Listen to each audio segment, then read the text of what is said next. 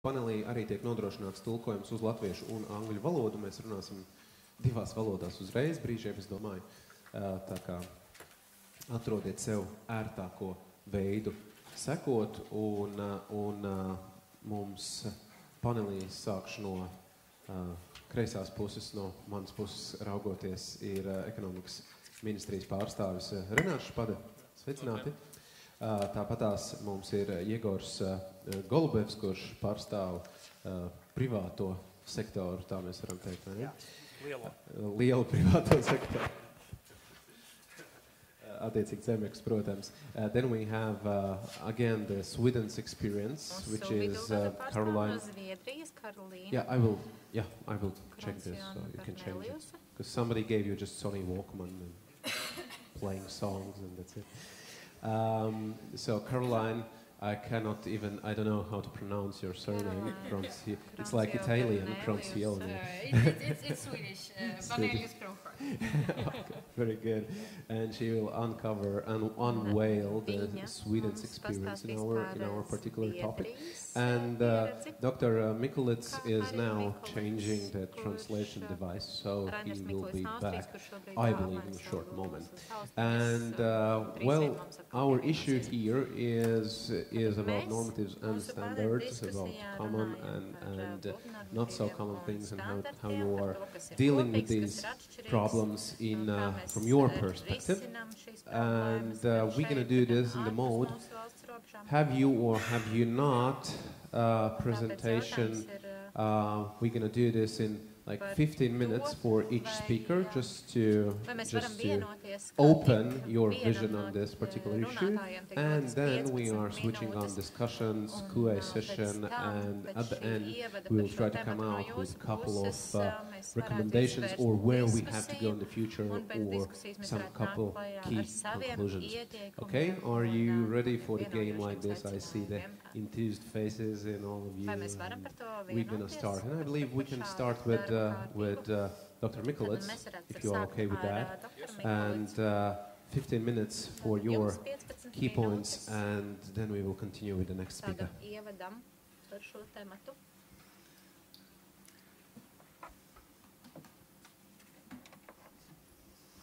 So I just need to get it running. We can do it, both of us, because it looks much more interesting when two adult men cannot understand what is happening. So. Okay.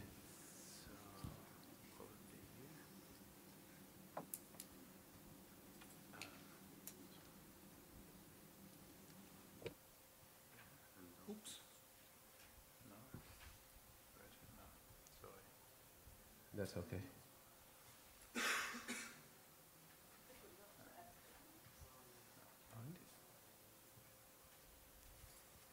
It's always so fun to see what other people are keeping in their folders. Oh, it's the wrong one, sorry. Once more. This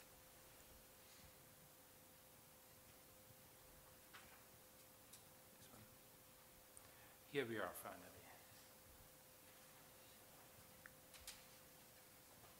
Okay.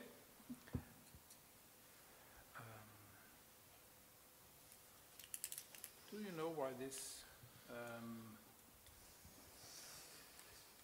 is still shown? We will try that old F5 way, maybe. Yeah. Just go. Yeah, just go here back. This one, I think. Yes, and F5. F5. Here we are. Here we go. Thank you very much.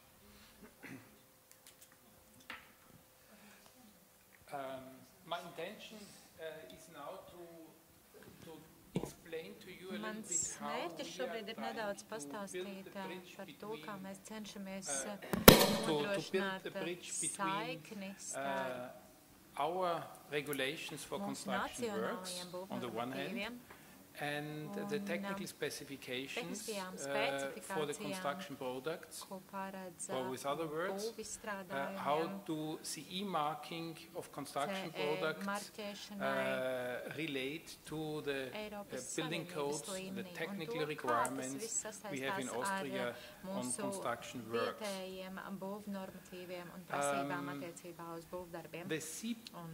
The purpose of the CPR is only to establish a common technical language. I've already told it in the morning. That is explicitly said also in recital 54 of the Construction Products Regulation. That means that the purpose is that harmonized characteristics, so to say the essential characteristics, are being established, and the test methods are also established. This should prevent that in a member state, in a given member state, where the construction product should be put on the market, the member state requires a different characteristics, or perhaps a different test method, so that the manufacturer has to invest again money in order to perform a certain test just for the purpose of the national method which is required. So the purpose is a common technical language. The establishment of the characteristics and of the test methods is unified for the whole European market or common market. However, if you look up just in Wikipedia or in any other dictionary what specification means, specification comes from specify. So something should be specified. And there's, for example, a definition specifications refer to an explicit set of requirements to be satisfied by material, design, product or service. If we just establish the characteristics which need to be tested and the test methods which need to be applied, we have not yet specified our product. We have not yet specified the material, we have not yet specified the design and so on. Another definition would be a design or product specification describes the features of the solutions for the requirement specification. So you see, with specification normally means a little bit more, and I've said it also in the morning. Normally you need, for example, specifications to refer to in tenders in order to tell your clients which product you really would like to get. Un tieši tāpēc nerad mēs redzam, ka klienti ir tie, kuri nosaka, kādu produktu viņi vēlas, un tieši tāpēc nepietiek ar to, ka konkrētais pasūtītājs nosaka, kādas īpašības viņš vēlās savai precei, bet šajās specifikācijās ir noteikts arī tas, kā šīs īpašības tiks panāktas. Un tieši tāpēc arī to varētu uztvert kā daļai šīs regulas pamatājošo filozofiju. Šai filozofijai, protams, ir arī savi pozitīvi The philosophy takes into account that we have to bridge this gap, as I have said, between the construction product and the construction works. Because the big problem with regard to the common market for construction products is that if you have a construction common market for some electronic equipment, tirgus, piemēram, elektroiekārtām, un jums uz elektroiekārtas ir CE marķējums, jūs varat izmantot šo konkrēto elektroiekārtu pilnīgi droši. Tomēr, ja jums uz būvizstrādājumu ir CE marķējums, jūs patiesībā šo būvizstrādājumu paši neizmantosiet. Tomēr, pateicoties šim CE marķējumam, būs nodrošināts tas, ka šis būvizstrādājums, kuru izmantos būvnieki, būs augstas kvalitātes un atbildīs noteiktajām prasībām. Un tieši tāpēc, in order to achieve a common market for construction products, lai nodrošinātu šo vienoto tirgu būvizstrādājumiem, and that is the positive part of this philosophy of the CPR, you need to harmonize this link, this gateway, so to say. Nodrošināt to, ka šī sasaiste starp izstrādājumiem un būvdarbiem un ēkām ir vienāda visās Eiropas Savienības dalībvalstīm. Un tas ir pozitīvais regulas filozofijas aspekts. Jo pateicoties šim vienotajam tirgum, mēs varam nodrošināt to, ka visi produkti, kuri tiek izmantoti, visi būvizstrādājumi, kuri tiek izmantot celtniecības procesā, atbilst vienotiem standartiem, un līdz ar to ēkas, kas tiek uzbūvētas izmantot šos būvizstrādājumus, atbilst konkrētai kvalitātei un konkrētiem standartiem. Un tādējādi arī tiek noņemts sloks no dalībvalstīm attiecībā uz to, kā saskaņot tehnisko valodu, kas tiek izmantota nacionālā līmeņa tehniskajās specifikācijās un būvnormatīvos. Protams, ka visā šajā procesā ir jāveic vairāki testēšanas, un šajā testēšanā ikvienam izstrādājumam ir nepieciešams nodrošināt atbilstību konkrētam līmenim, kādā atsevišķā tā testēšanas aspektā. So, how did we in Austria apply this principle? Un kā mēs Austrijā esam īstenojuši šo principu? Mums ir divi saraksti, kurus mēs saucam par būvizstrādājumu sarakstiem. Viens no tiem ir O saraksts. A weird letter in Austria, so always two dots. That comes from Austria, and EE comes from Europe, so Baustoffliste ÖE. That is for harmonized products. Šajās sarakstos ir apvienoti tie izstrādājumi, kuriem ir CE marķējums. Un šajā sarakstā mēs esam iekļāvuši tādus būvizstrādājumus, kuriem we establish for which essential characteristics būtiskie raksturlielumi ir jādeklarē, proti viņiem nav iespējams noteikt, norādīt, ka eksploatācijas īpašības nav noteiktas. We have products where we just say certain number of characteristics need to be declared, konkrēti būvizstrādājumi, kuriem attiecīgas eksploatācijas īpašības var nenoteikt. Tomēr šajā sarakstā ir iekļauti tikai tādi izstrādājumi, kuriem ir jābūt katrā rādītājā vismaz konkrētām eksploatācijas īpašībām noteikti. And we ask for no additional tests. Mēs arī atzīmējam tādus izstrādājumus, kuriem nav nepieciešams papildu marķējums, vai kuriem arī šajā sarakstā ir tādi būvizstrādājumi, kuriem nav jāveic papildus pārbaudes un testi.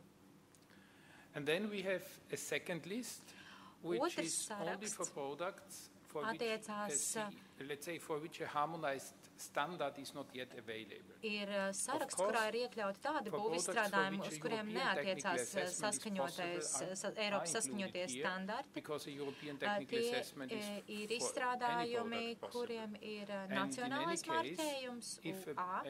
Product which is included in the Baustoffliste ÖA comes by chance with a European technical assessment. This is being accepted, gadījumā ir tādi, kuri ir apstiprināti Eiropas Savienības līmenī, tad tie arī var atrasties šajā sarakstā. So not covered by harmonized standard. Tomēr savā būtībā šajā sarakstā iekļautie izstrādājumi ir tikai tie, kuri nav iekļauti saskaņotajos tehniskajos standartos, un tiem tiek piešķirts marķējums UA pozitīvas pārbaudas rezultātā. Of the practicability of the CPR approach. I've already criticized it in the morning. I have now also demonstrated the positive side and the positive aspect of this approach. Manuprāt, šai regulai ir arī pozitīvie aspekti. The point of CE means conformity not with a harmonized specification, nozīmē atbilstību, lai gan tā nav atbilstība vienotajām tehniskajām specifikācijām, tā ir atbilstība deklarētajām eksploatācijas īpašībām. Un tieši tāpēc mums ir jāņem vērā saskaņošanas potenciāls, kas ir, manuprāt, ārkārtīgi svarīgs kopējam tirgum. Tomēr kāpēc gan es uzskatu, ka eksploatācijas īpašību deklarācija ir nepietiekama šajā procesā?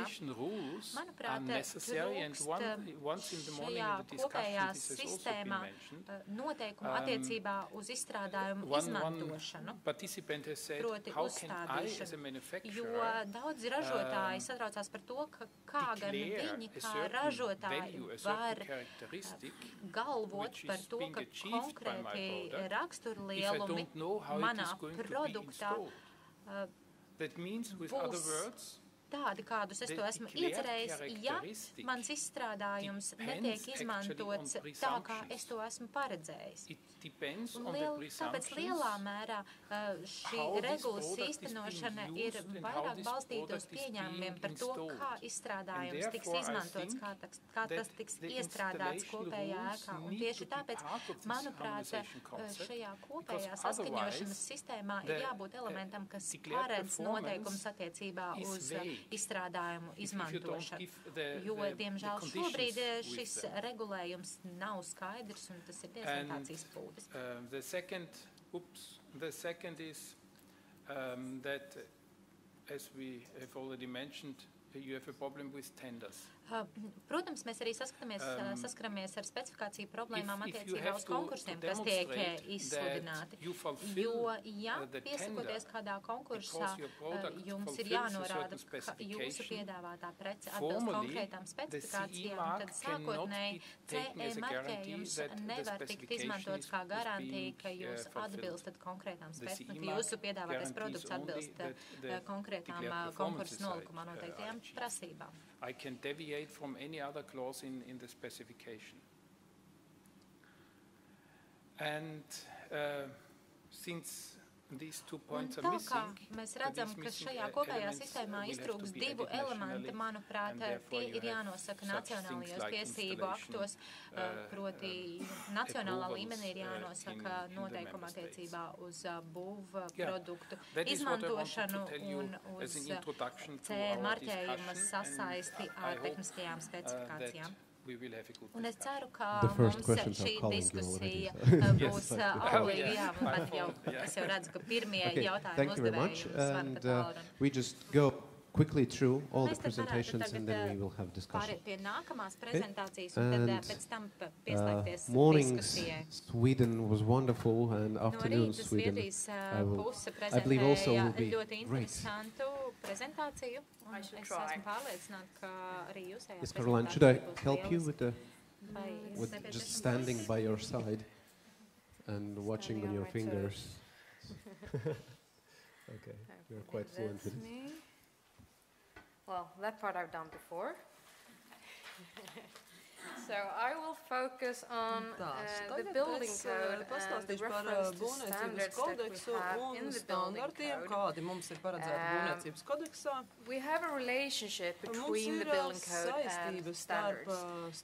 And in Sweden we have the manufacturers and other organizations started to question whether or not we should have a reference to standards in the building code.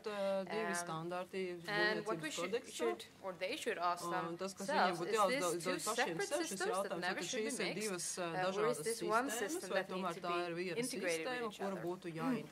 And as it is right now, we're somewhere in between. We don't refer to all standards. Mēs neatsaucamies uz visiem standartiem, mēs atsaucamies uz dažiem, un jautājums, vai tas ir vispār iespējams, ka mēs neatsaucamies uz standartiem nemaz šajā būvniecības kodeksā.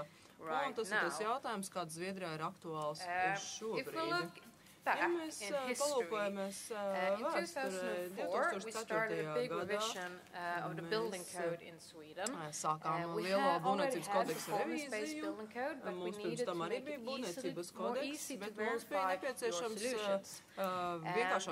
One of the assignments that we got was references to standardized methods and solutions can be one way to verify the fulfillment of requirements in the building code. This is especially the case when it comes to harmonized standards. So in 2004, it was very clear that a harmonized standard, a reference to a harmonized standard, could be one way to actually make the mandatory provisions or the performance-based code more easily verified. Because of this, the references to standards increased in the building code. I'm just going to give you one example. Chapter 5, which is mostly what I work with since I'm a fire safety engineer, increased the amount of references and now have 58 different unique references to different standards. All from harmonized standards to test standards and so forth. Altogether, it's quite a few. And of course, since these cost money, the market says that we are not ready to pay all this money to get all these standards because the building code should be free.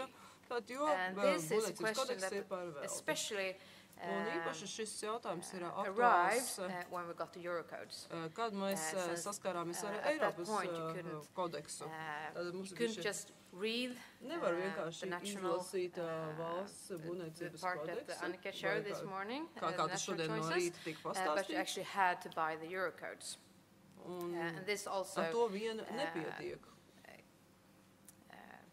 gave quite a lot of criticism also to reference in the rest of the building code. Chapter 4 used to be part of Eurocodes. And this is just another way to look at the references to the standards in the building code. And just look at one part of this, the 37. Is the harmonized standards. The other ones are in Swedish. They're all in Swedish, but you also have the test standards and classification standards and so forth in this circle.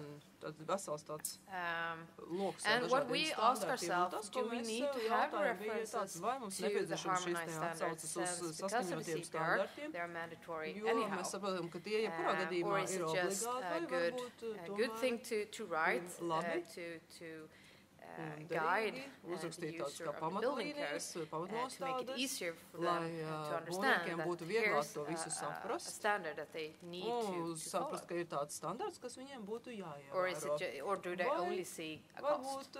Because we have a reference to standard. Do they understand the system? Is a question you can ask yourself. Here's an example from the building code from fire safety, and it's the part where we have, it's actually what you talked about just now.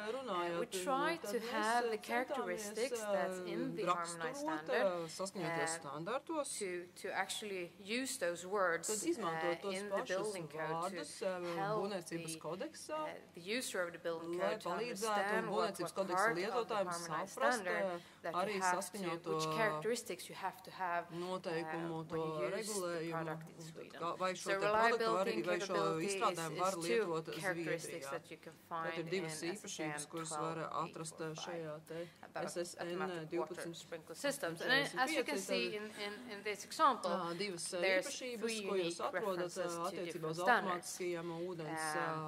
Is this a lot, or isn't it? Should it be here, or shouldn't it? Are questions that we're asking ourselves right now. If we don't have them, what should be here instead? How do the one that are supposed to put to use the building code know what characteristics that we actually that the product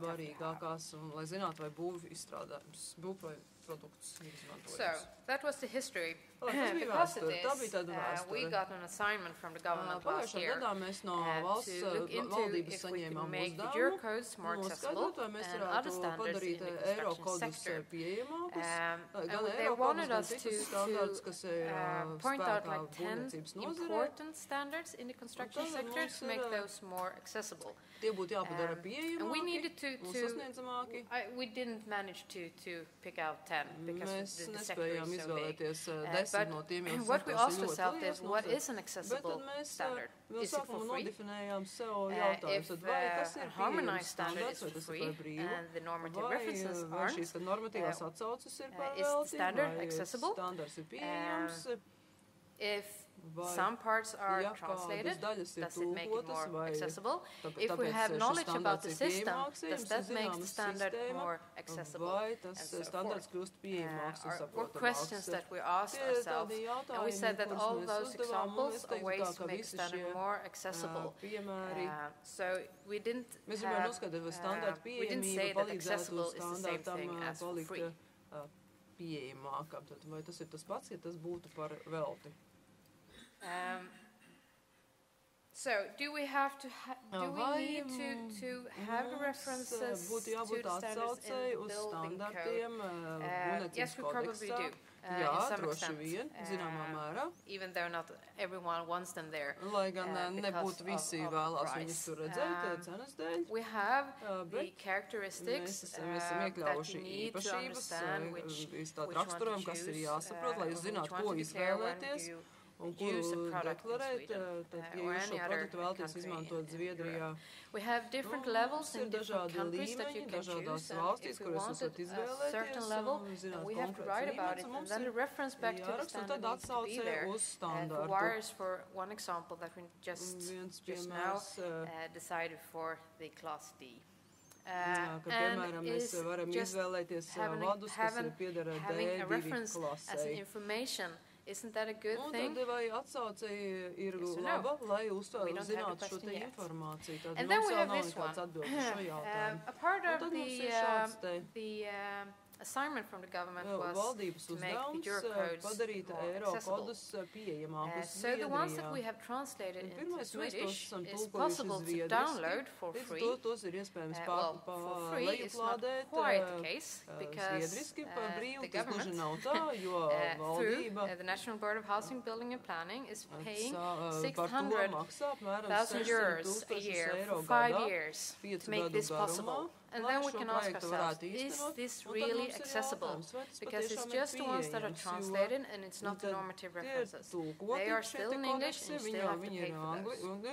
But still, 600,000 euros a year, 5 years to make the Swedish Euro codes free of charge. Thank you for your attention. Thank you very much. It was really, I believe, it will serve as a core for our next discussion about the two systems, how they mix together, or how to survive this. Thank you very much, indeed. And now we are continuing. You're like dividing which one is coming the first one. I believe we can start with state and then the private. So that's always much more interesting for the public and audience. Lūdzu, vārds ekonomikas ministrijai. Varbūt iekļaujoties tajā, ko Karolīna par šīm sistēmām, kā viņi ieskicēja, jums izdosies.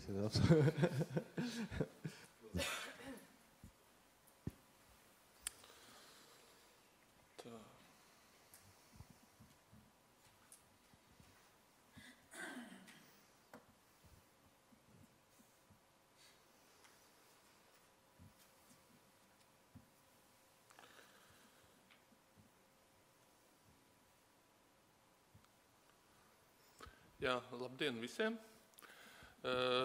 Es varbūt tās mēģināšu patiešām īsi un koncentrēti pastāstīt varbūt tās šīs pamatlietas attiecībā uz šo mūsu regulējumu, jo klausoties gan Austrijas kolēģi, gan Zviedrijas kolēģi, es redzu gan kaut ko kopīgu, varbūt tās gan arī, ko mums abiem vienam no otra varbūt ir ko pamācīties, bet tā doma jau ir, kā jau visas dienas garumā mēs sapratām, ka mēs jau vadamies pēc vienas regulas. Principā regulējums no regulas, kas nāk uz katru dalību valsti, viņš ir obligāts. Jā, kā tas bija pieminēts, šo standartu piemērošana, tas ir tieši uz būvizstrādājumiem. Visinteresantākais tas, ka ja līdz direktīvas stāšanās spēkā likās, ka šī standarti varbūt arī piemērojami brīvprātīgi, kā to nosaka šis standartizācijas likums, tad tomēr praksē mēs šo nevaram realizēt, jo principā būvizstrādājums, kas neatbilst toreiz regulas prasībām, toreiz direktīvas, šoreiz regulas, mēs nedrīkstējām. Un nedrīkstam arī pašreiz. Līdz ar to tad šis regulējums būvizstrādājumi viens ir, kas reglamentē, šī ir tā regula, kur mums ir šie saskaņotie vai harmonizētie standarti, un otrs būvizstrādājums, šis Eiropas tehniskais novērtējums. Kas ir uz nereglamentēto sfēru, tas ir nacionālais, līdzīgi kā arī kolēģiem, tad uz viņiem mums ir varbūt nedaudz atsevišķs regulējums, kurš varbūt līdzīgi arī nav līdz galam izstrādāts. Jo kā zināms, ja regula mums nosaka pilnīgi visu šo procesu no otra gala uzsākot no produktu iebūvēšanas šajā būvē līdz ražotājiem, tad uz nacionālajiem standartiem mums pagaidām ir skaidrs tik tālu līdz šī iebūvēšanai būvē, ko nedrīkstētu pieļaut, pieņemsim, šis būvinspektors vai būvuzraugs neesot tādam standartam gadījumā, ja viņš ir publicēts kādā no normatīviem. Ja runājam par šiem saskaņotajiem standartiem, tad principā mūsu likumdošanā arī līdzīgi kā kolēģiem ir noteikts atbilstoši regulē vismaz šī minimālā viena prasība, kas attiecās uz katru konkrētu izstrādātāju no ZA pielikuma, kā arī šīs atbilstības novērtēšanas metodes attiecīgajam izstrādājumam un attiecīgajam pielietojumam. Ko es noteikti gribētu piekrist attiecībā uz šo pielietojumu. Austrijas kolēģis arī minēja šo izstrādājumu pielietojumu sasaisti ar šo prasību. Tas ir patiešām būtiski, jo bieži var gadīties tā, ka var norādīt šo kaut kādu raksturu lielumu, bet pielietot visam kam citam, un rezultātā nekas nesanāk, vai sanāk kaut kas ļoti slikts. Piemēram, mūsu gadījumā šis ir loks. Kā mēs varbūt mēģināsim, ņemot vērā, mums ir jaunais likums pieņemts un attiecīgo deleģējumu dots, risināt šo harmonizēto standartu piemērošanu. Ja mums ir šis harmonizētais standarts, tad attiecībā ar katru būvu normatīvu, piemērojot būvnormatīvu projektēšanu attiecībā uz ārējām konstrukcijām, kas ir ēkām, tad šajā pieņemsim mums ir noteikti šis siltuma caurlaidības koeficients. Nav strīds, varbūt tās ir vajadzīgs noteikti vēl kāda papildus prasība, bet tas ir uz attiecīgo veidu, kurā jūs plānojat šo darbību, būvniecību veikt, tad noteikti šī prasība logam. Tāpat attiecībā uz pārējām prasībām šīs bīstamās vielas, kas arī noteikti minimālā prasība, kas būtu jāievēro iebūvējot logus būvē, bet šajā gadījumā jau pie jebkurā gadījumā. Vai tas skar šīs konstrukcijas ārējās, vai attiecīgi, vai tas ir jumts, vai tas ir, principā, logus iebūvēt tikai šajās konstrukcijās. Nacionālā šo prasību noteikšanu. Kā jau minēja arī rīta sesijā, šis jaunais būvniecības likums stājās spēkā šo 1. oktobru, uz kā pamata, principā, līdz nākamā gada 1. jūlijam ir jāpārizdot visi būvnormatīvi. Tie ir visi būvnormatīvi, kas regulē šīs prasības uz būvniecību būvēs. Mēs esam jau saskārušies līdz šim, kad ir daudzas normas varbūt novecojušas. Ir daudz atkal būvnormatīvi, kuros pat tiešām ir nepieciešams papildus kādas prasības attiecībā uz vienu vai otru šo prasību noteikšanu. Tas skar ļoti būtiski arī šo neharmonizēto sfēru, kur principā prasības var tikai noteikt šos būvnormatīvos. Kā viens no šiem kuras sākumā minējuši šīs prasības noteikšanas modeļiem, bija šī standarta publicēšana, attiecībā pēc kura būvnieks un būvējot šo produktu ir būtu jāievēro šī standarta ražošanas prasības, es varētu teikt. Kas ir nākamais solis uz šo prasību neievērošanu? Tas ir tas darbs, pie kur mēs esam uzsākuši šo te normatīvu regulējumu sakārtošanu, lai turpmāk arī patērētāju tiesību aizsardzības centrs varētu daudz efektīvāk šo jomu uzraudzīt. Jo pašreiz šī nereglamentētā sfēra prasa, teiksim, nedaudz uzlabojums kā tādus.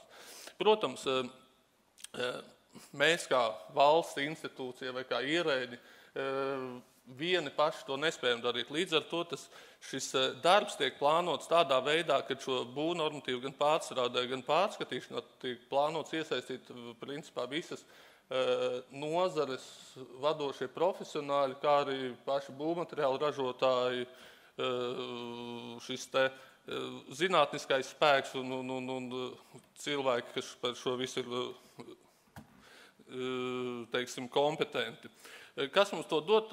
Es jau laikam pieskāru šis likuma 5. pāns, kas arī speciāli tika iestrādāts šīs nereglamentētās sfēras sakārtošanas deleģējums, kas nosaka, ka būtu izstrādājama šī kārtība, kādā ir izvirzāmas tieši prasības un kādā kontrolējam šo prasību ievērošanu. Tas ir tas pamats, uz kā pamats mēs esam uzsākuši šo darbu, un es domāju, tuvāk, teiksim, pirmie noteikumi projekts jau ir izstrādāts, kas dotu pirmo soli šajās jomas sakārtošanā, un turpmākais darbs jau tiek plānots attiecīgi secīgā gaitā. Paldies, Renār. Varbūt es īsumā, jā.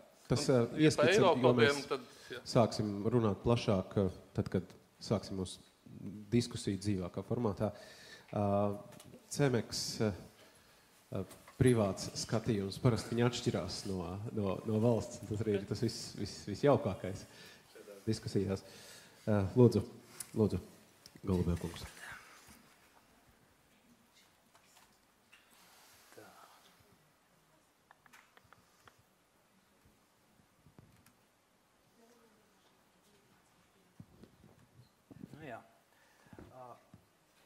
Labdien visiem! Pirmkārt, ko es gribētu minēt, bija prieks dzirdēt no valsts pārstāvja, ka īstenībā mūsu pozīcijas daudz maz sakrīt, ja? To mēs redzēsim tālāk. Vismaz tajā vietā, kā mēs saprotam, ka daudz ir darams šajā virzienā. Tātad es gribētu varbūt pastāstīt redzējumu no uzņēmēja puses, no būvmateriālu ražotāja puses. Un es izvēlējos tādu ļoti labu, manuprāt, piemēru, tas ir transporta betons, tā ir nereglamentēta sfēra.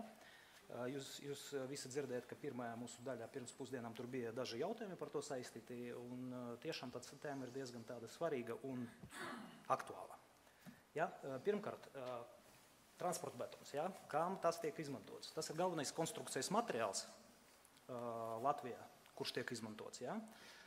Principā viņu var sastapt visur, gan būvēm, gan ceļiem, gan plātnēm, privātmājām, absolūti visam. Lai saprastu, par ko mēs runājam, ja, es te uzrakstīju aptuvenus ciparus no 2013. gada. Ja. Tā nav precīza statistika, ja, bet Latvijā gada ražo aptuveni 600 000 kubikmetrus transporta betonu un iestrādā konstrukcijas. Daudzos tas vai ir maz, piemēram, Latvijas Nacionālās bibliotēkas jaunai ēkai tika izmantoti 35 000 kubikmetri betona. Tas ir būvējot visu ēku, cik vairāku gadu garumā. Ulmaņa gatves pārvads.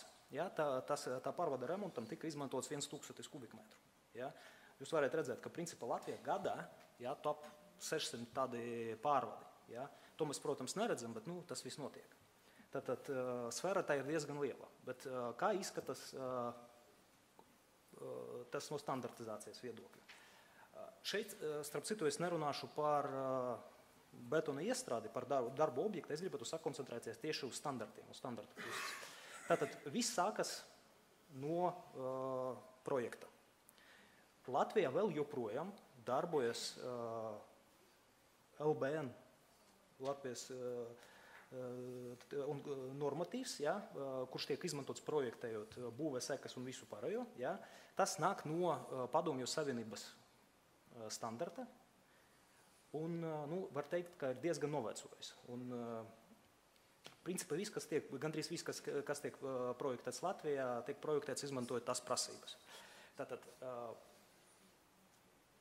arhitekts un projektants izvēlas kaut kādu tur konstrukciju, betona marku, un, kad jau notiek būvniecība, tad betona marka aiziet betona ražotājiem, kuram jāsaražo produkts atbilstoši, teiksim, tā iecei.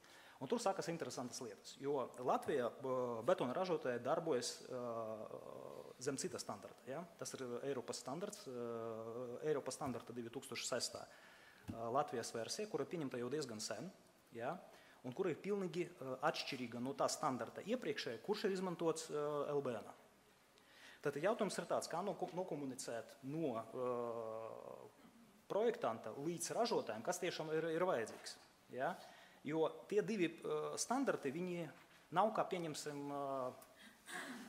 pareiķināt no milimetriem, pieņemsim, uz colām, ja, kaut kādus izmērus. Tad divi standarti ir pilnīgi atšķirīgi. Ja, un nepastāv nekāds ceļš, kā var uzrakstīt viena standarta un saražot pēc cita standarta to pašu. Ja, tas nav iespējams. Tātad, lai kaut cik šo situāciju atvieglotu, ja, tika izstrādāts nacionālais pielikums, ja, kas ir apakšā 156. Kura galvenais principā uzdevums ir kaut kādā veidā apvienot tas divas neapvienojamas lietas. Cik veiksmīgi tas ir sanācis, tas ir ļoti diskutējams jautājums, mūsuprāt, neīpaši. Ja? Kas rezultātā sanāk dzīvē? Ja? Situācija būvobjekta. Pieņemsim, projektants uzrakstīja tādu skaistu kodu B30F200W6, ja? Kas pēc veca standarta nozīmē tur noteikta stiprības marka un ārējas iedarbības klases. Ja? Kad šie cipari aiziet pie betona ražotāja, viņam nav. Viņš neizmanto vispār šo sistēmu. Ja? Tātad viņš izvēlas kaut kādu līdzīgu marku, ja, no sava standarta. Pie tām, ja, neskatoties uz to, ka pastāv tas 156. standarts, tur nav viennozīmīgi traktējamas norādes, kāds betons jāizmanto. Tātad, principā, tā ir brīva interpretācija ražotājiem. Ko viņš dara? Rezultātā, kas notiek? Diemžēl, viena no galvenām sekām no tā visa, ka neviens par ko neatbild. Jo gadījumā, ja notiek kaut kādas problēmas, tad projektants saka, es taču uzrakstīju to pirmo, bet 30. Ja? Tas netika izpildīts, tas ir izmaiņas projekta, es neko nezinu. Ja?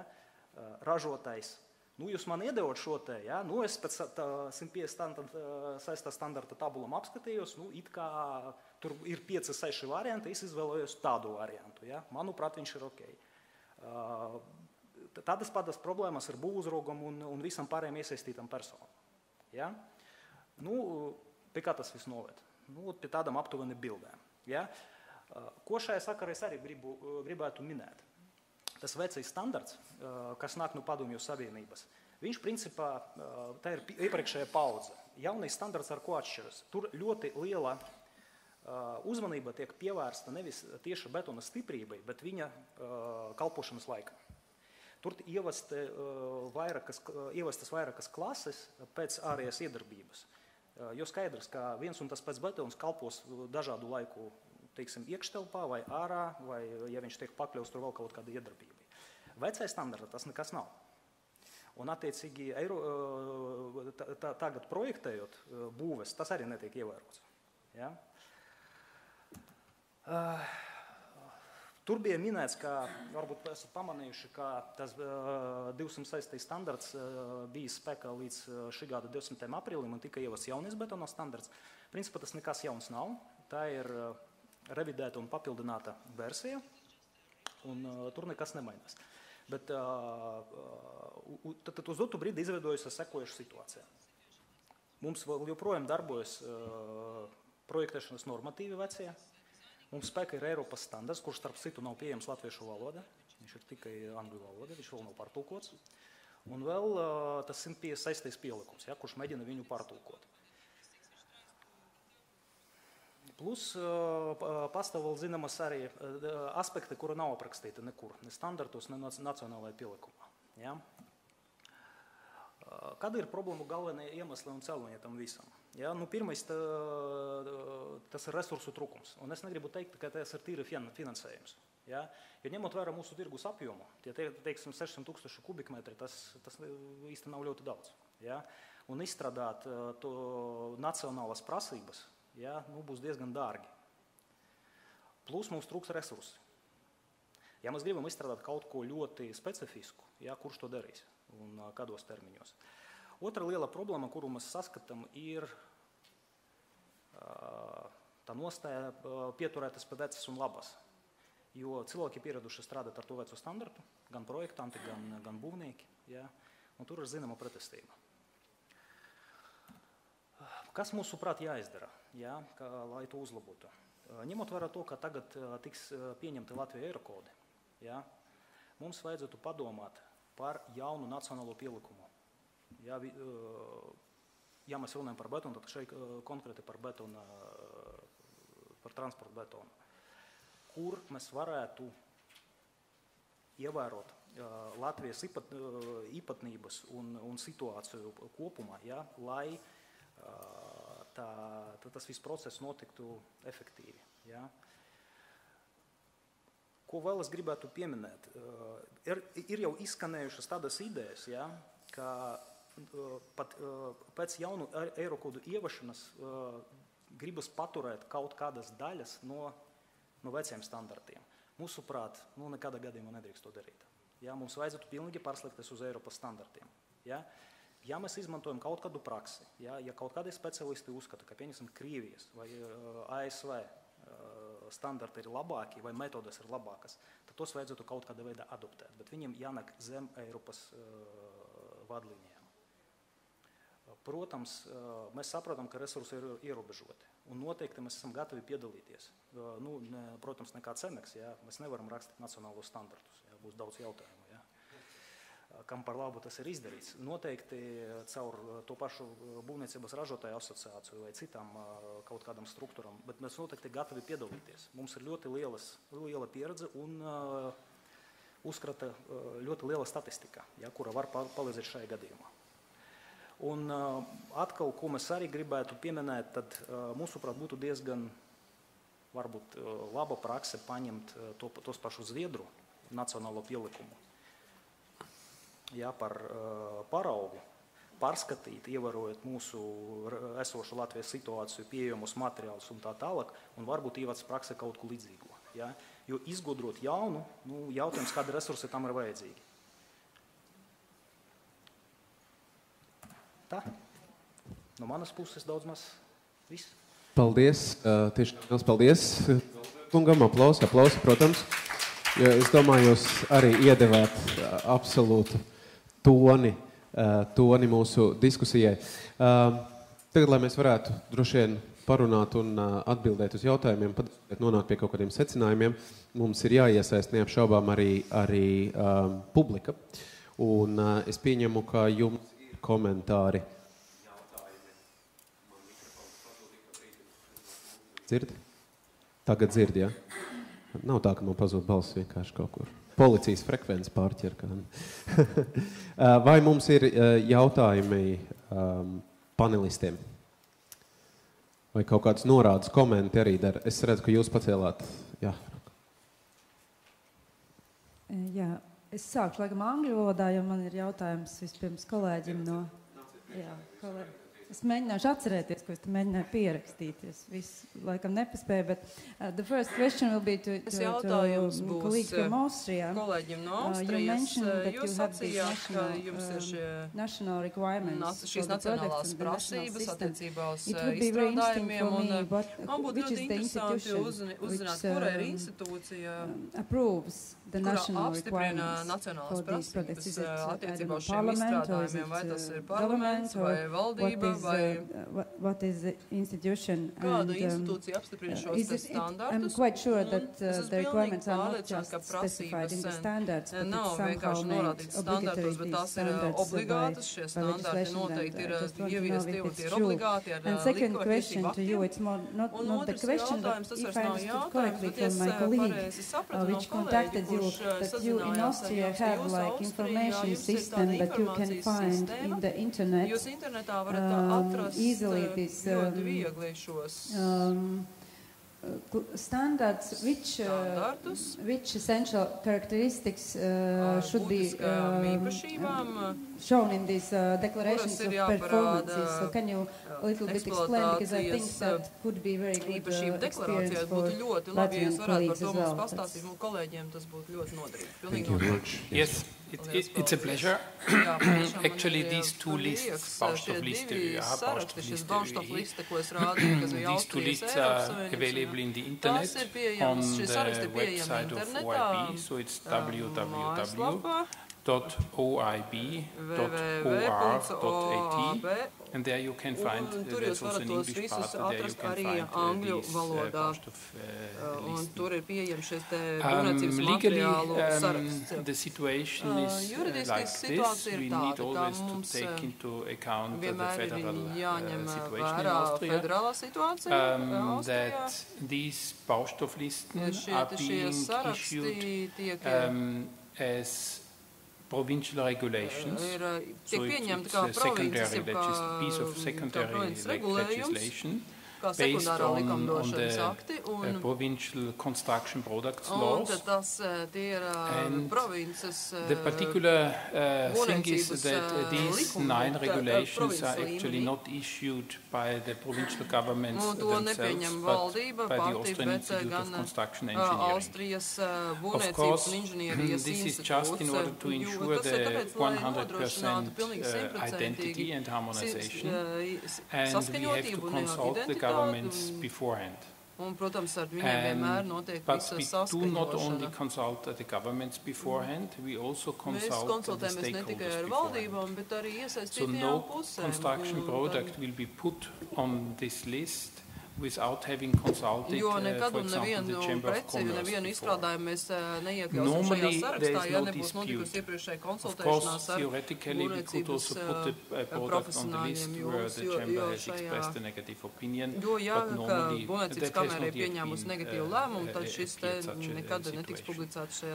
So, to make it short, it's a piece of secondary legislation, so very formal. It refers to standards. Or if there is no standard, it refers just to documents produced by OIB, which are referred in this list itself. Do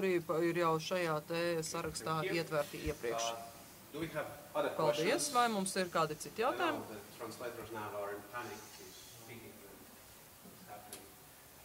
Vai mums ir... Hello. Yep. Vai mums ir citi jautājumi vēl komentāri? Līdzīgi kā šeit bija. Man tāds, yeah, you have more. I have a question concerning the concrete issue. I have a concrete question, so to say. Concrete jautājums par betonu. To be honest, I don't understand why you still have the cost standards. Man joprojām nav skaidrs, kāpēc jums ir vecie cost standarti, jo Latvijas valsts standarti ir rules of SEN, and since there's a European standard, even if it's not the harmonized one, you have to withdraw all the conflicting national standards. So probably you could argue that cost is not a standard. That's why you still are able to keep it. But I really don't understand why you have this double system, because it's actually contradicting the idea of the SEN standardization, European standardization. Yes, please, gentlemen. Which one? I believe the primary address is to Ministry of Cost. Varbūt, jā, ja precīzāk es mēģināšu atbildēt, tad mēs varbūt nodalām šos standartus, kas ir projektēšanas standarti un paši būvu izstrādājumu standarti. Nenoliedzami šie būvu izstrādājumu standarti, kas ir Eiropas kopējā sarakstā publicēti, tie ir vienīgie, kas piemērojami. Par citiem mēs nevaram runāt, tie ir tie reglamentētie. Savukārt attiecībā ar šiem projektēšanas standartiem, kas mums pašreiz atrodas būvu normatīvos, tad tur jāsaka, jā, tas ir tā vēsturiski izveidojies, kad līdz Padomju Savienības sabrukšanai, teiksim, šeit visi projektēja no GOSTiem. Attiecīgi pāriet uzreiz uz Eirokodiem, vai tā laika, teiksim, savu standartu nebija, un uz Eiropas standartiem pārēj nav tik vienkārša, nebija, un līdz ar to būvu normatīvi tika, teiksim, sastādīti balstoties uz šiem GOSTiem. Bet ar nosacījumu tādu, ka esošais projektētājs var projektēt gan pēc GOSTA vai pēc Eiropas standarta. Problēma lielākā ir tāda, vai to GOSTu vai Eiropas standarta kvalitāte ir ne tik daudz kvalitātē, bet cik lielā mērā par šo būvu normatīvu tālāku attīstību, jo viņi kā tika, teiksim, pieņemti 20 gadus atpakaļ apstiprināti, tā viņi 19 precīzāk, tā viņi arī līdz šim nav mainīti, līdz ar to viņi ir nopietni novecojuši. Tāpēc notiek šī Eirokoda pārēja, kas mums ir pakāpeniski principā šos Eirokodus plānotus pārņemt, šogad pilnībā pārtulkot, un mēs ceram ar nākamo gadu viņus arī pāriet šo Eirokodu projektēšanu.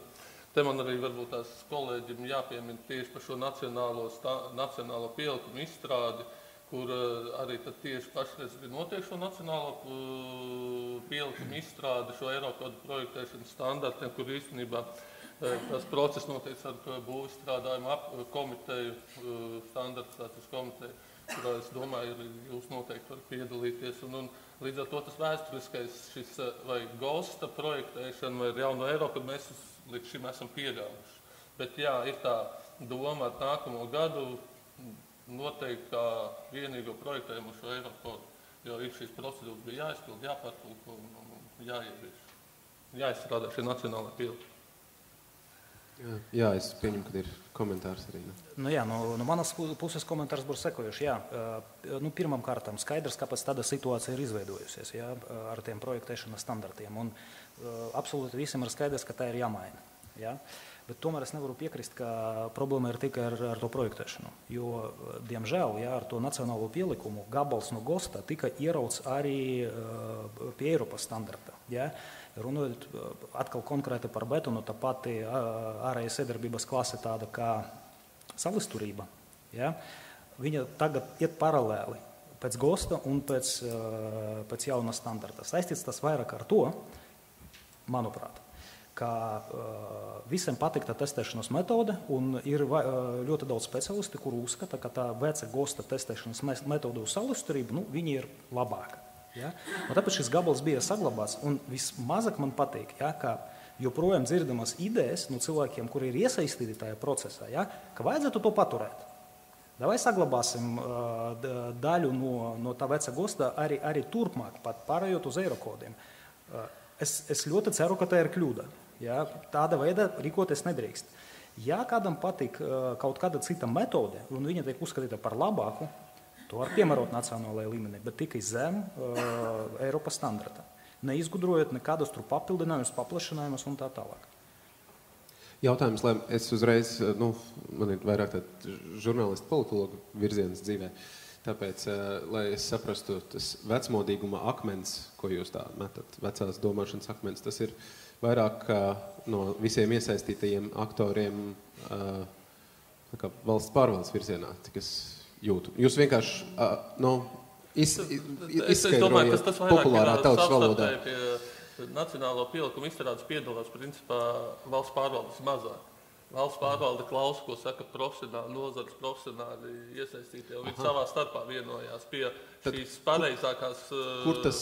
Jā, es pilnīgi saprotu, tāpēc jau es veicinu, lai jūs runājat abi, lai nav tā, ka pēkšņi ir balts un melns nedod Dievs, un tā jau arī nav. Jā, bet jebkurā gadījumā pastāv jau risks, ja tā doma ir tik spēcīga, kā tas GOST ievilksies līdz arī vēl mazliet ilgāk taču. Un kāpēc jūs domājat, ka vienā dienā pēkšņi mainīsies? Domāšanas nemainās vienā dienā. Es pat saredzētu vairāk ne tur to problēmu, tā GOST ievilkšanās, bet tā lielākā problēma būtu tagad, problēma būtu tas, ka iestājoties Eirokoda projektēšanas prasībām, kā mēs attieksimies pret esoši izbūvētām ēkām, kas būvētas pēc GOSTA. Ja mēs sāksim, pielietosim Eirokodus, pieņemsim pie šīm ēkām, mums principā viss ēkas ir jāpārbūvē. Es jūtu, kā Golubev kungam ir kas sakāms, un tūlīt I will give the floor to you too. Ko darīt? Ēkas nevajadzēs pārbūvēt, kā mēs pieņemsim, pārbūvēsim, es nezinu, Doma baznīcu, pēc kāda koda viņa ir būvēta.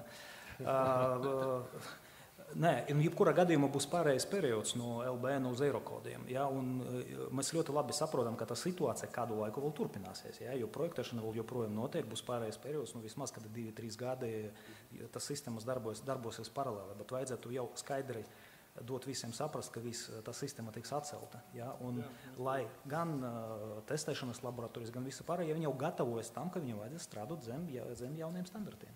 Jā, mēs jau tādu signālu esam devuši. Principā mēs ejam uz Eirokodiem.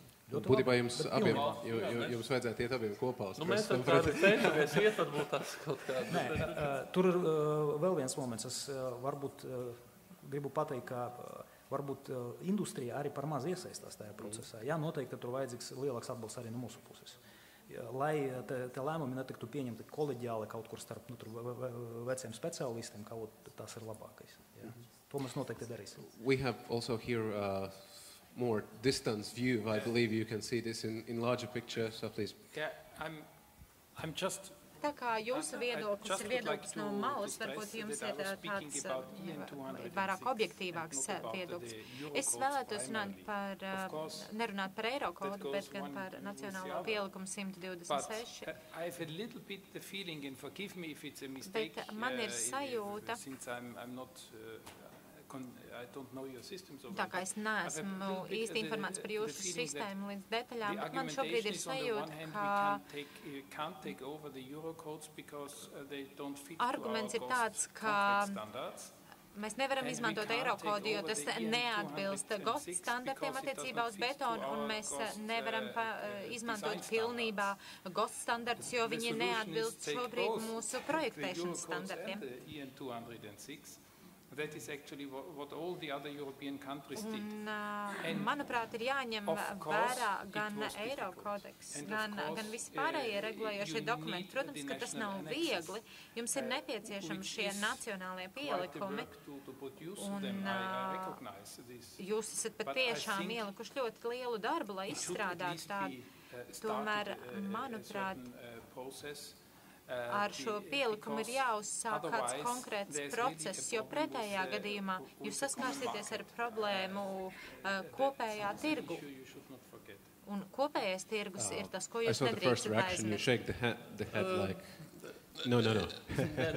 Es gribēju varbūt tās tik daudz piebilst, ka mēs nesaredzam to problēmu ieviešot Eirokodus ieviešanā. Mēs tur nekādā mērā nesaskatām, bet mēs saskārāmies, pieminot šos esošo projektēšanas sistēmu, tik lielā mērā paņemsim jumtu, kas diezgan aktuāls ir tagad.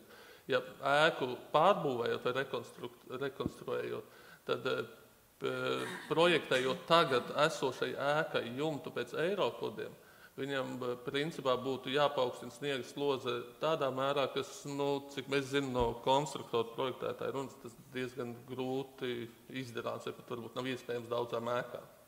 Līdz ar to tur ir varbūt tas pārējais, tā problēma, bet tas pārēšana uz Eirokodiem mēs nesaskatām, un mēs tieši ejam to virzienu, ka šo Eirokodu ieviešanu pilnībā. Man uzreiz jautājums arī tāds papildinošais, jebkura pārēja brēts pēc papildus resursiem, es tā pēkšņi tādos bibliskos terminos sāku runāt, bet jautājums tas kapacitātes un jaudas pieaugums jums darbojoties šajā virzienā, jūs redzat, tas parādīsies, jo ar to mazasinību zināmā mērā mēs dzīvojam jau daudzus gadus kopā, un tas ir tā problēma, kāpēc mēs daudzās jomās nevaram panākt šo te uzrāvienu. Jūs redzat pēkšņu šo te mazasinības pāreju, teiksim, kā jūs saredzat tā tīri pragmatiski un praktiski. Jo Spiridonovs, viņš ļoti pragmatiski šodien runāja, kas man tiešām arī patika, ka tā viena to sauc par tādu cinisko skatījumu, bet viņš arī pragmatisks skatījums. Kā jūs pragmatiski to redzat? Pragmatiski, es domāju, ļoti daudz projektē pēc Eirokodiem nevajadzētu būt nekādām problēmām, ko arī dara. Ir kaut kas, bet... Un arī šī valoda, kad mēs runājam latviešu vai krievu valodā, kā arī tik minēts, izmanto angļu, var ne angļu, bet valodu, kurā ir sastādīts standarts, kas ir dot. Mēs neredzam tādu, kā lai to pasaka, kaut kādu kavēku vai kas būtiski šo procesu kavēs vai nomirst. Paldies Dievam, mums valstī ir vismaz viena nozara, kur naudas trūkums nav šķērslis. Nē, naudas trūkums, tas, ka šo Eirokodu tulkošanā, tas lielais sākums stūmiens ir iedot šo iztulkot tulkošanai un šo nacionālo pielikumu izstrādi, bet ar to jau neapstājas, jo Eirokodu turpināt, 15. gadu turpinās viņu pilnveidoties, un tas jau tālākais stāsts. Uz to mēs ceram, ja ir iesāsts, ceram neapstāsies. Vai mums vēl zālē ir kādi komentāri, jautājumi? Dažas emocijas. Jā, varbūt, ja viņš strādā, tas emocijas. Paldies. Man dažas emocijas, gan kā būvinženieriem, gan vispār kā Latvijas pilsonim. Tātad par būvu izstrādājumu tirgu, kas attiecās uz reglamentēto sfēru. Tur daudz maz ir kārtībā, bet tomēr ir arī problēmas. Te jau minēja, teiksim, par mūsu būvnormatīvu prasībām.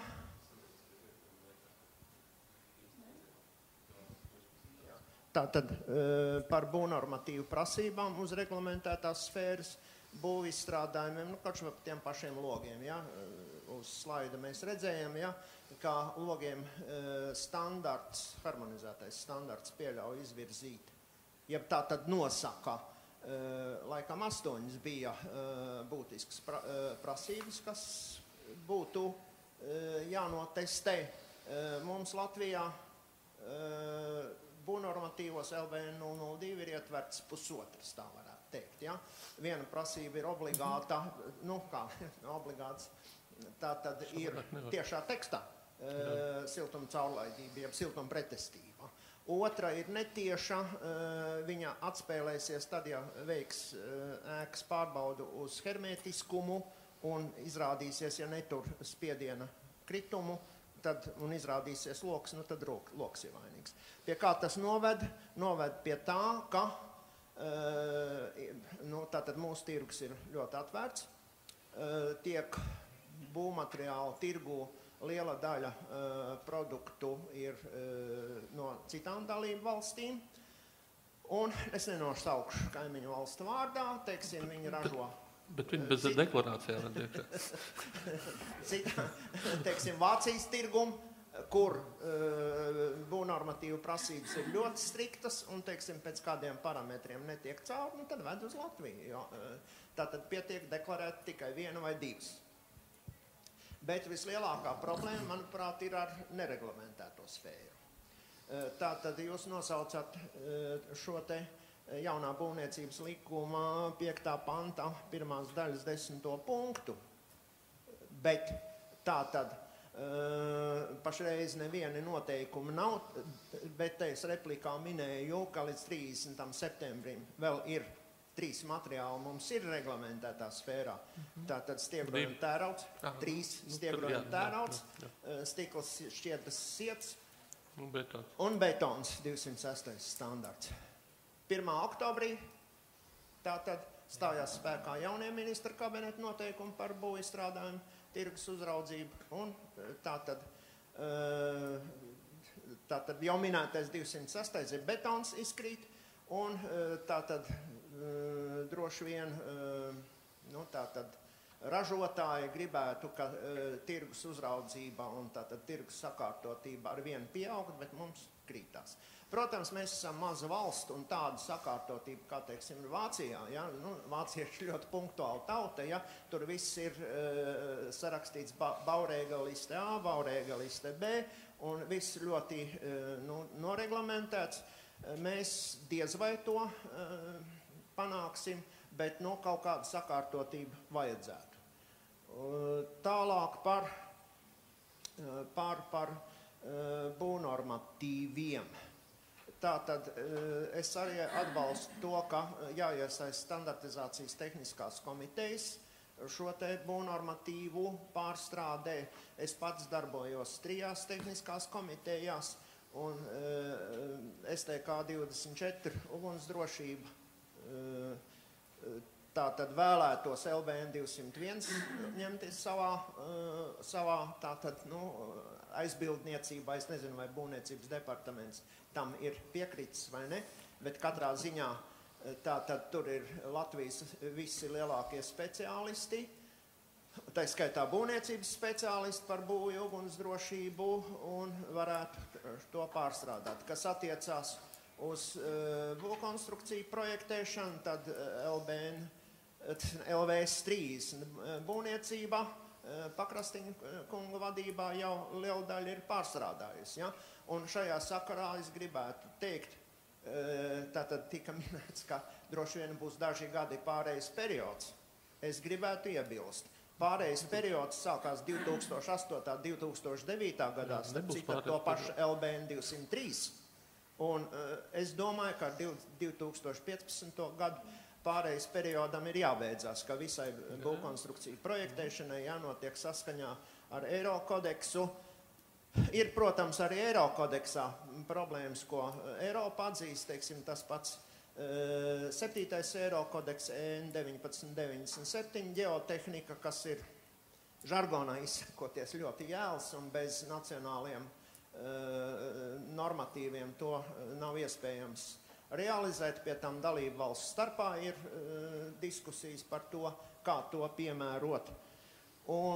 Bet pa pārējo, es domāju, ka tātad koku konstrukcijas, tērauda konstrukcijas, kompleksās betona tērauda konstrukcijas nekādu problēmu nebūs, mūru konstrukcijām nebūs.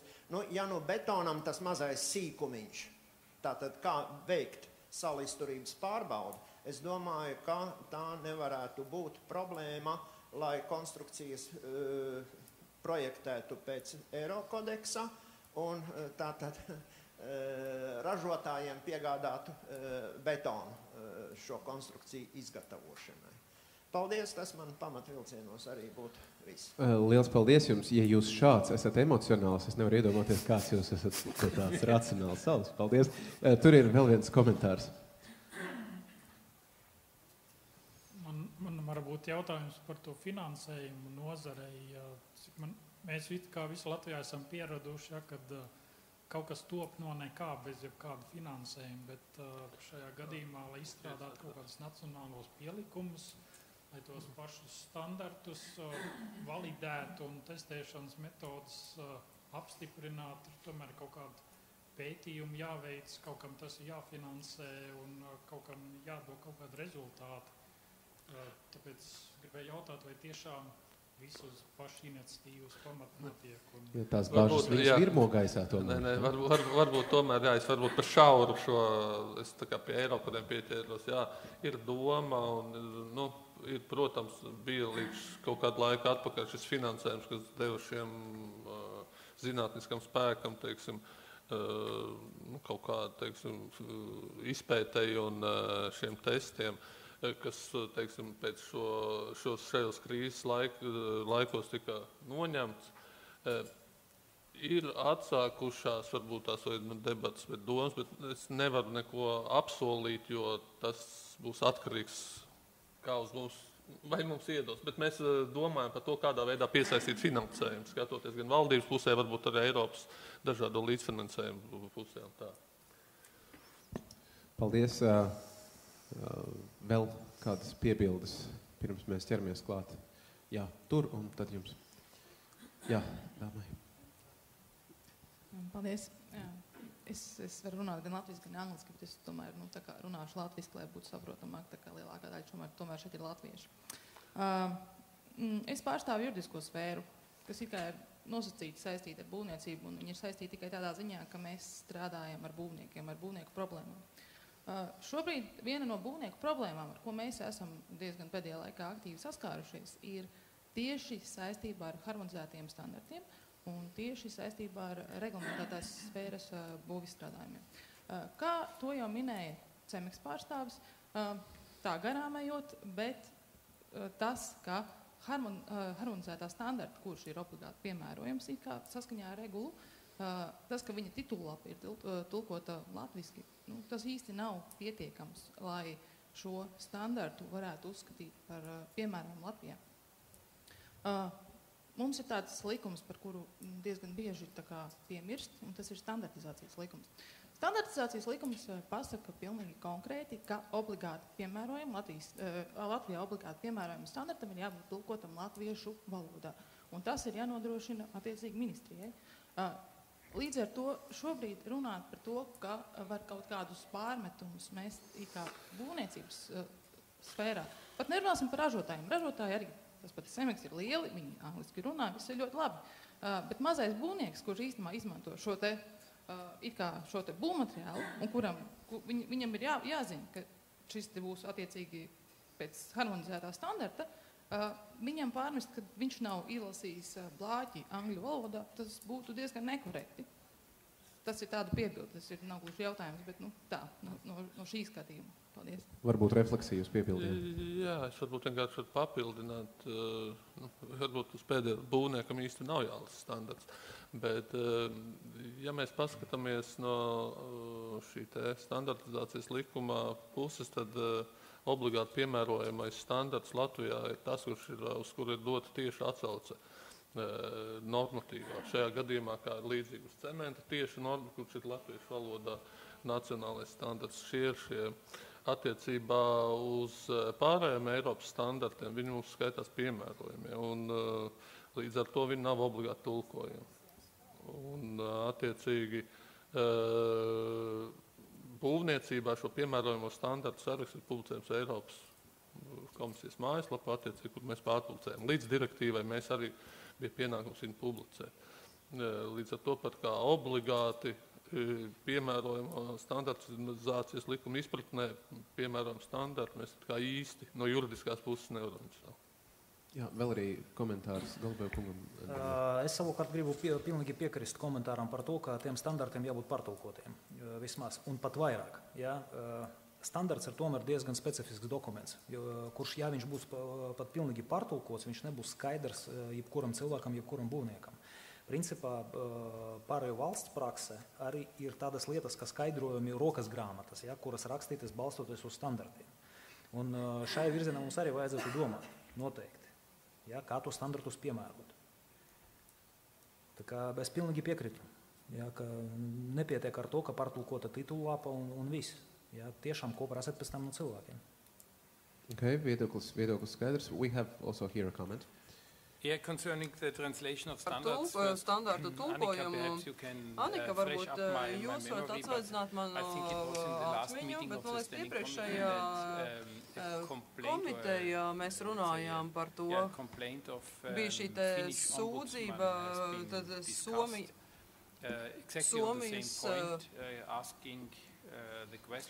ombuds tātad jautāja, kā tad tas ir, ja nav iztulkots šis te standarts, un ja tas tam jābūt ir somiski Somijā, un Somijas valdība runāja par izmaksām, un sacīja, ka šajā gadījumā arī skaidroja to, ka šajā gadījumā pārstāvis skaidroja, ka ir līdzekļi tulkojumam, lai saskaņotos standartus tulkotu.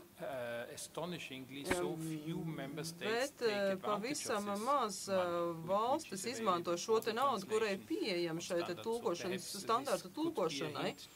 Un tā varētu būt arī norāde pārbaudīt par šo te pieejamo finansējumu. Tad finansējums ir saņemams Eiropas līmenī tieši standartu tulkošanai, arī tulkošanai uz latviešu valodu. Ko es vēl gribēju teikt, es jau pagūvu aizmirst, jā, bet patiešām tas bija ļoti svarīgi, jo ne katru dienu mums kāds atnāk un saka, re, kur naudu, ņemiet to un izmantojiet. Un kad mēs runājam Zviedrijā, arī tas pats ir, tas, ko mēs esam darījuši, mēs neesam pārtulkojuši visus standartus, Bet mēs esam pārtulkojuši daļu no tiem, un tad ir šīs te, tad ir tā kāds kopsavilkums, kur tad ir skaidrs, vai standarts, par ko tas standarts ir, un tad jums ir skaidrs, vai jums tas ir nepieciešams, vai nav nepieciešams, vai tas ir tas standarts, kur jūs vēlaties lasīt un izprast. Tas ir viena pieeja standarta tulkošanai. Hell inside feeling that Google Translator has a huge future. Izskatās, ka tulkam varētu būt pagrūti tajā visā sistēmā. Varbūt man būs tā veiksme uz nobeigumu vārdiem šajā jomā, ja es drīkstu. Jā. Es vispirms gribēju arī atsaukties uz šo jautājumu, jo tas īstenībā arī mums ir tāds sasāpējis bērns par to, jo mēs esam uzraudzības iestāde un uzraudzības iestādēm dažreiz jāpiemēro sodi. Un tad, kad jāpiemēro sodi, tad sākās runas par satversmi un tur, protams, ir tiesības uz pieejamību un uz valsts valodu. Tā kā tas, manuprāt, ir jautājums, kas būtībā, it sevišķi mazās valstīs, ir ļoti būtisks un faktiski gandrīz vai neatrisināms. Ko es gribēju minēt par standartu tulkošanu, vēl būtībā jau standartus netulko primitīvā izpratnē, jo standarti ir jāpieņem konsensus pamatā, tā skaitā tulkojums būtībā adaptējot, un tas nav tik vienkārši iedot tulkam atnest, tas tā vienkārši nenotiek, līdz ar to tas process ir daudz sarežģītāks un tik vienkārši tas nav. Un trešais vēl par standartiem, ko es gribu minēt, no vienas puses piekrītot, ka, protams, cilvēkiem tiesības ar viņiem iepazīties un tam līdzīgi, bet būtībā manā praksē šo nepieejamību valsts valodā, diemžēl, bet man jāsaka, ir izmantojuši komersanti, kuriem viņi galīgi nevajag valsts valodā. Piemēram, importētāji, kur ved no Ķīnas kaut kādu produktu, atsaucās to, ka viņi šo standartu nevar izlasīt latviešu valodā. Es esmu diezgan droši, ka ražotājiem Ķīnā galīgi nav vajadzīgs Eiropas standarts latviešu valodā. Un tas ir vēl tāds jautājums, cik no šiem standartiem, par kuriem mēs runājam Latvijas ražotājiem, tiešām būvizstrādājumi ražotāji ir tie, kam tas ir vajadzīgs, cik faktiski no tiem standartiem tiešām būtu vajadzīgi un būtu izmantojumi. Jo man tomēr liekas, ka mums kopā būtu jādomā arī par nodokļu maksātāju naudu un nav vajadzības vienkārši šķiest ārā naudu principu pēc, bet tiešām tulkot tikai to, kas ir vajadzīgs mūsu ražotājiem. Mums jānonāk ir pie tādas kopējas izpratnes, ka tā lieki šī lieta nav vajadzīga. Tas nav tikai šajā jomā, tas ir faktiski visās jaunās pieejas jomā. Un atcerēsimies, ka tomēr tas ir domāts ražotājiem. Bet es gribētu aicināt tiešām, es pat nezinu, ko aicināt, visus aicināt, izmantot šo piemēru, ko es speciāli palūdzu Austrijas kolēģiem minēt, paskatieties viņu mājas lapā, tad viņiem ir tā iespēja faktiski par katru produktu uzzināt, kas tad ir viņam jānorāda, kas nav jānorāda. Man liekas, tas ir tas, kas vajadzīgs gan būvniekiem īstenībā, gan importētājiem, lai pastītos, vai tad man ir tajā deklarācijā, kur man sniedz šis te importētājs vai piegādātājs, vai man ir tie rādītāji, kam obligāti ir jābūt. Man liekas, tas ir tāds ceļš, kas būtu tēmas, kur tiešām arī vajag īstenībā naudu. Nezinu, no cenu to laikam nevarēs izmantot, būs kāda cita nauda jāmeklē, lai tiešām šo datubāzi izveidot un regulāri atjaunot, lai tā informācija komersantiem ir pieejama, un tad tik tiešām arī mazie uzņēmēji to var izmantot un tam līdzīgi. Un vēl pēdējais, ko es gribēju, dēļ kā es jautāju vārdu, es gribēju par tām nacionālām prasībām, par ko Špads kungs runāja. Es vienkārši gribēju izteikt komentāru, ka mūsu skatījumā tam ir jāpievērš ļoti nopietna uzmanība un jāatcerās arī, ka prasības tomēr Latvijā var noteikt tikai Saeima un ministru kabinets šobrīd. Un tas tomēr nav standartizācijas komitejas, kas var noteikt prasības produktiem. Līdz ar to tam vajadzētu pievērst uzmanību, kādā veidā tad mēs uzrakstam šīs te prasības, lai patiešām tās būtu tiesiskas un mēs arī pēc tam varētu uzraudzīt un papildus atcerēties, ka tajos standartos, kas šobrīd ir, to mēs jau esam diskutējuši, faktiski ir paredzētas šīs te paziņotās institūcijas, kas nemaz nevar būt paziņotās institūcijas, tā kā tas nav Eiropas harmonizētais standarts. Un te vienkārši vērsīšu uzmanību, ka, teiksim, Eiropas līmenī, tātad Eiropas komisija tomēr dod mandātu, standartu izstrādē, izvērtē, vai viņi atbilst tiem mērķiem un tam līdzīgi. Arī Latvijā būtu jābūt līdzīgai sistēmai, ka mēs nevis akceptējam jebkuru standartu, ko ražotāji izstrādā, jo varbūt viņi tur galīgas muļķības var sarakstīt, bet mēs tomēr valstiski nosakam, ko tad mēs no tā standarta gribam, un tad attiecīgi. Vai arī pēc tam, teiksim, izvērtējam, ka standarts der tam, kas ir valsts interesēs, un tad viņu akceptējam. Paldies. Es Vēl būs daži vārdi, bet ne pa saturu vairs. Tā kā pa telpu vai pa formu? Nobeigumu vārdi, drīkst.